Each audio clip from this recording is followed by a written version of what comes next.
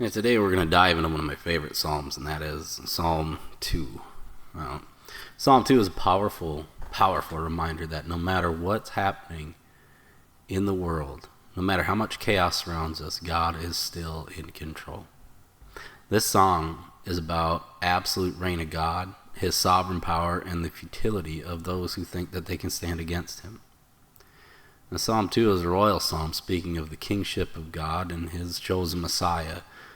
It speaks directly to the times we're in today. Psalm 2 reminds us that even though the world may seem like it's spiraling out of control, God still sits on the throne, is in control, and his kingdom will never be shaken. So, let's dig into the text. Look at your Bibles, the opening verses of Psalm 2. When he says, "Why do the nations conspire and the people plot in vain? The kings of the earth rise up and the rulers band together against the Lord and against his anointed." So what we see here is that from the beginning of time, there's been a rebellion in the hearts of man against God. Nations rise up, rulers conspire, people plot against the Lord and his plan. You see it all around us today, don't we? I mean, governments pass laws, they defy God's word, people reject the authority of the Bible, claiming they can live their life however they want. The world shakes its fist at God and says, let us break their chains and throw off their shackles. See, people want to live free from God's rules, his design, and his authority. This rebellion is nothing new. It's been happening really since the days of Adam and Eve, just as it's happening now. But there's something you need to understand.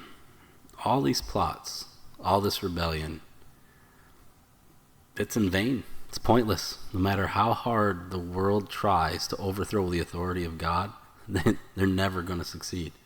And here's more good news. If you're a child of God, you don't need to fear what's happening in the world.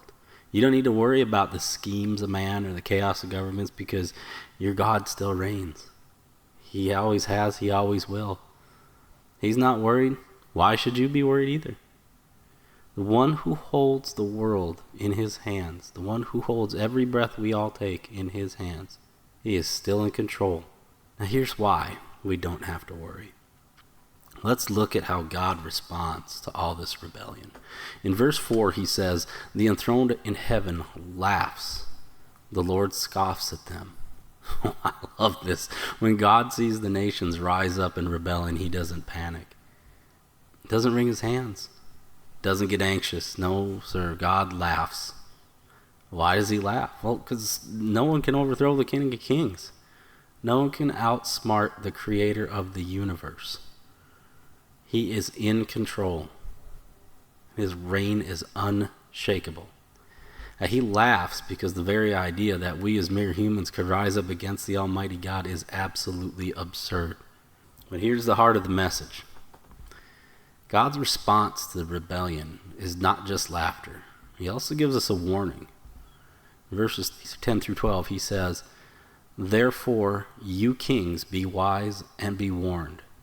You rulers of the earth, serve the Lord with fear and celebrate his rule with trembling. Kiss the Son, or he will be angry, and your way will lead to destruction, for his wrath can flare up at any moment.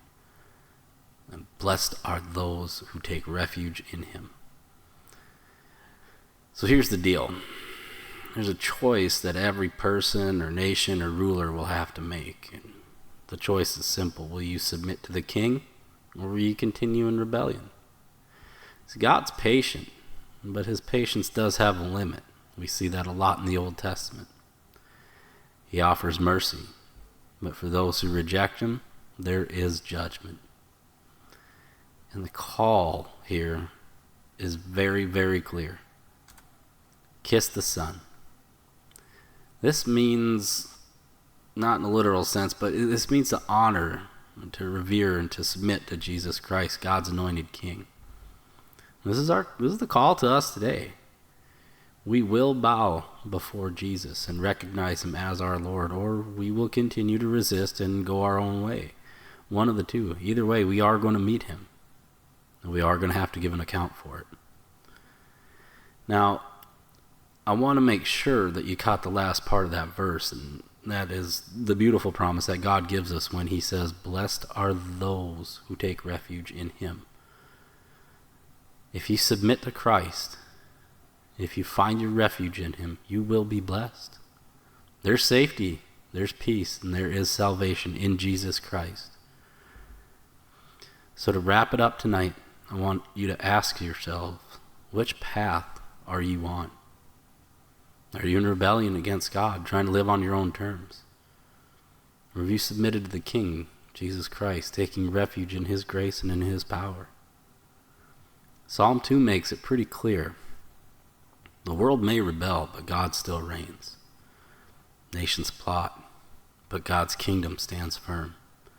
And there is no power on earth that can overthrow the sovereign rule of God Almighty. And he calls each and every one of us to come and find refuge in him.